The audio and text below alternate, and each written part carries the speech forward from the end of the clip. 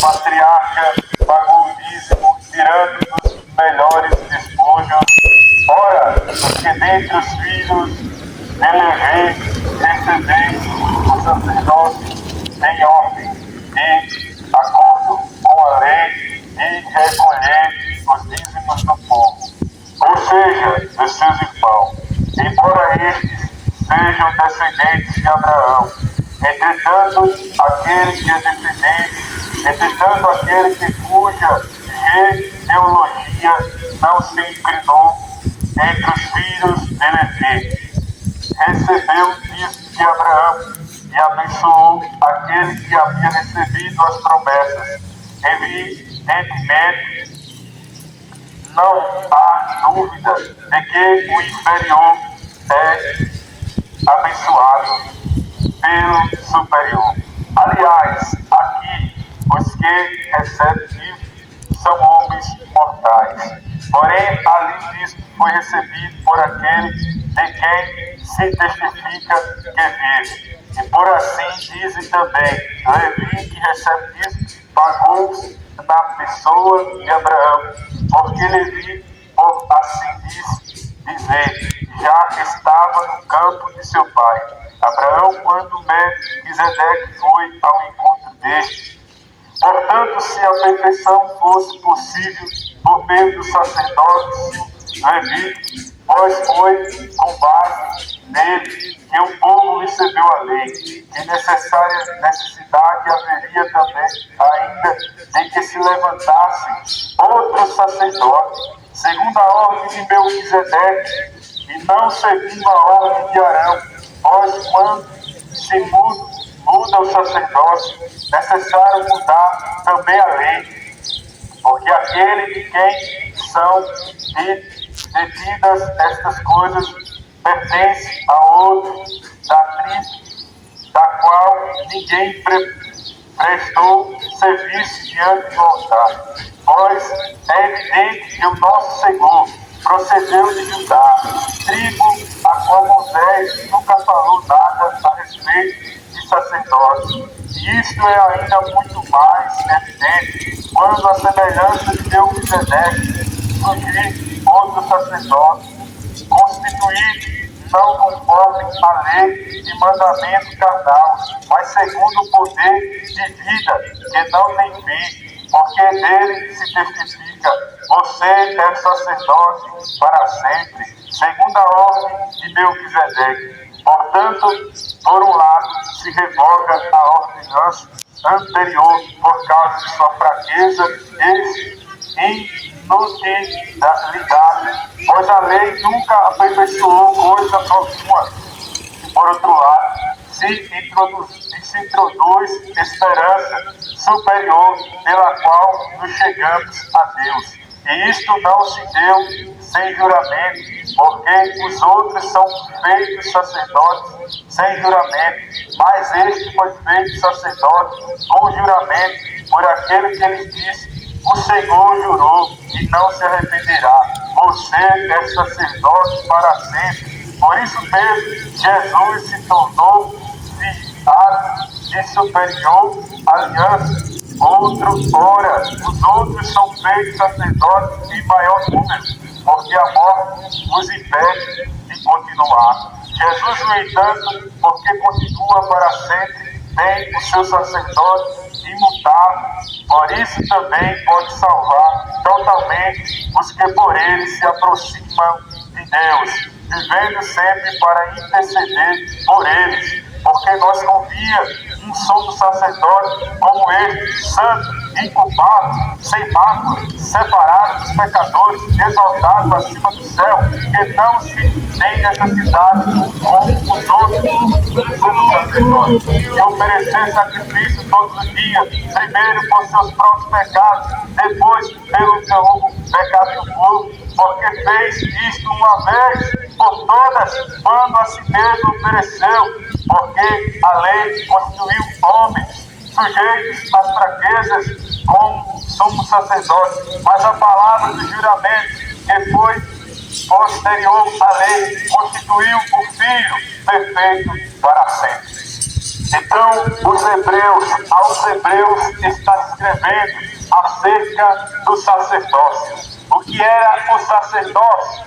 Era um homem que era sacerdote, que ele ia e oferecia sacrifício, aleluia, diariamente, pelos seus pecados e pelo pecado do povo. Ele tinha que derramar sangue de animal, ele tinha que ir anualmente no templo de Siloé, ao templo de Siló, aonde eles sacrificavam touros, novilhas, bode, cabritos, pelo pecado da sua casa e da sua própria vida, aleluia. Então ele vai narrar que Jesus é diferente dos levíticos, da tribo de Levi, aleluia. Jesus, ele não tem pecado, ele é exaltado acima no céu, ele é contemplado pelos anjos, ele é enviado para salvar o seu povo dos seus pecados. Então ele vai retratar que Jesus é superior à tribo de Levi. Jesus não veio da tribo de Levi, mas sim da tribo de Judá. E qual é o símbolo da tribo de Judá? É a tribo que tem o símbolo do leão, aleluia. A bandeira de Judá, o símbolo dela é o leão. Então Jesus é o leão da tribo de Judá, é o Cordeiro de Deus que foi imolado no Calvário. Glória a Jesus. Então vemos claramente, exatamente, que Jesus Cristo é superior ao touro, é superior aos cabritos, é superior aos anjos, é superior a Moisés, é superior a Arão. Jesus é superior aos sacerdotes, aleluia, e a Moisés. A lei se cumpriu em Jesus. Disse-lhe Jesus, Mateus 5,17, não cuideis que vim abrogar a lei ou destruir a lei, mas vim cumpri-la. Eu vos digo que não passará, nem sequer o Tio ou Jota se omitirá da lei. Glória a Deus. Então o que Jesus veio fazer? Cumprir a lei moral, a lei dos 10 mandamentos que estão descritos nos livros Pentateucos, os livros da lei, prescritos por Moisés, aleluia, por escrito por Moisés. Os 5 primeiros livros da Bíblia narram a história de Israel, narram, aleluia, acerca do povo de Deus. O primeiro livro, Gênesis, narra acerca do princípio da criação do homem, narra também sobre a corrupção e a corrupção, a queda do homem, do primeiro homem, e também narra os primeiros, aleluia, patriarcas, glória a Deus, e narra a corrupção do gênero humano sobre a face da terra. E Deus, de antemão, ele escolheu o seu Filho, Jesus Cristo de Nazaré, para vir e nascer na terra de Judá, na terra de Belém, aleluia, na terra mais pobre, da descendência não de Levi, não, aleluia, da tribo de Levi, não da tribo de Arão, mas da tribo de Judá. Nasceu, aleluia, em uma manjedoura, aleluia, foi ao Calvário. A seus 30 anos ele foi batizado. Com 33 anos, Jesus, aleluia, ele vai ao Calvário, ele vai ao Gólgota, ao lugar chamado Caveira, no hebraico, aleluia, e Jesus vai levando aquela cruz, aleluia, o partíbulo da cruz sobre os seus ombros. Eu quero retratar acerca-se de Jesus. Eu quero trazer a memória que Jesus é diferente de Moisés. Eu quero retratar que Jesus é superior aos touros, a Arão e a qualquer outro homem. Jesus não é apenas um homem. Jesus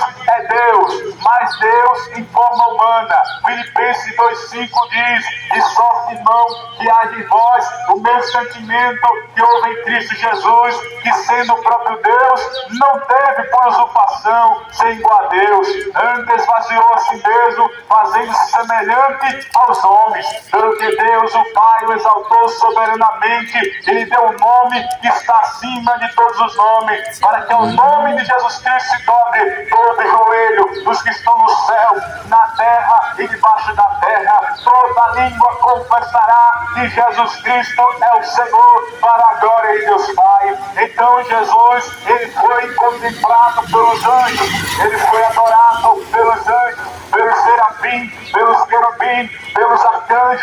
Jesus, aleluia, Ele é Deus. Então vemos que Ele é diferente de todos os homens. Jesus, certa vez os fariseus lhe trouxeram uma certa mulher banhada no próprio ato de adultério, e na lei diz que as tais sejam apedrejadas. Tu, pois, que disse, e Jesus escrevendo no chão, eu quero retratar acerca desse acontecimento, porque Jesus, olhando para aqueles homens, disse: quem de vós é o homem que está sem pecado, seja o primeiro a tirar pedra contra esta mulher. Glória a Deus. Eu quero retratar acerca-se que Adão, por meio de um homem só, entrou o pecado na humanidade, e todos os homens se tornaram pecadores, mas por um autor de justiça, Jesus Cristo, muitos serão chamados de justo, não por sua capacidade, não pela sua eloquência, não pela sua fala, não pela sua vontade, mas pela pessoa de Jesus Cristo. Ele será chamado justificado pela fé. Então, quando Jesus olhou para aquela mulher no ato de adultério e viu aqueles homens com a pedra na mão, Ele disse: quem dentre vós é o homem que está sem pecado? Atire a pedra contra ela. Agora eu quero mostrar, Jesus é o dedo de Deus apontando para aqueles homens. Jesus é o reto juiz que a lei santa aplicou. Ele é a justiça de Deus, Ele é a justiça da lei, Ele é a justiça que os profetas profetizaram acerca de Jesus Cristo. Ele é aquele que vem para salvar o homem dos seus pecados. Então ele olhou para aquela mulher e aqueles homens foram embora, e ele disse: ninguém te condenou. E ela disse: ninguém, Senhor. E ele disse: nem eu te condeno. Mas eu quero retratar que Jesus não estava dizendo: continue assim. Jesus estava dizendo, Ele disse para aquela mulher: vá e não peques mais. A graça transforma, a graça liberta, a graça transforma o homem em uma nova criatura. A lei condena, a graça salva. A lei aponta o pecado e a graça tira o pecado do mundo. João 29, eis o Cordeiro de Deus que tira o pecado do mundo. A lei foi exposta para mostrar o caráter de Deus e a santidade de Deus Elohim. Foi para mostrar que Deus é santo. A lei foi exposta também para mostrar que eu e você estamos condenados por ela. Toda a boca está calada perante a lei. Todos perante a lei estão condenados pela lei. Mas Jesus é a justiça da lei. Jesus é a essência da lei. Jesus é o cumprimento da lei. E o cumprimento da lei é amor, misericórdia, quero e não sacrifício. E o conhecimento de Deus mais do que todos os holocaustos. Oséias capítulo 6, verso 6. Diz o profeta Oséias: misericórdia quero e não sacrifício. E o conhecimento de Deus, mais do que os holocaustos e os sacrifícios. Você sabe o que o profeta estava narrando para Israel? Ele estava dizendo: eu estou cansado do seu sacrifício, estou cansado das vossas reuniões solenes. Isaías 1 diz que Israel não conhece a Deus. E a realidade é essa que Israel rejeitou. E pela rejeição de Israel veio a salvação para os gentios, que somos nós, que eram povos afastados de Deus. E por meio da queda de Israel veio a salvação. Cristo Jesus é superior aos anjos, aos profetas, a todo ser, a todos os deuses. Jesus é superior. Jesus é o Salvador. Jesus é o Redentor. Jesus é a salvação para a tua alma e para a minha alma.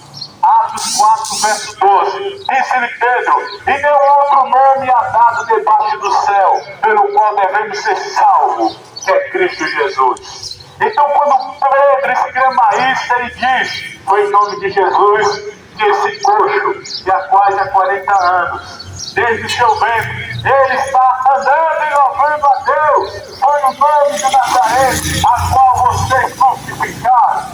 Jesus foi crucificado pelos israelitas.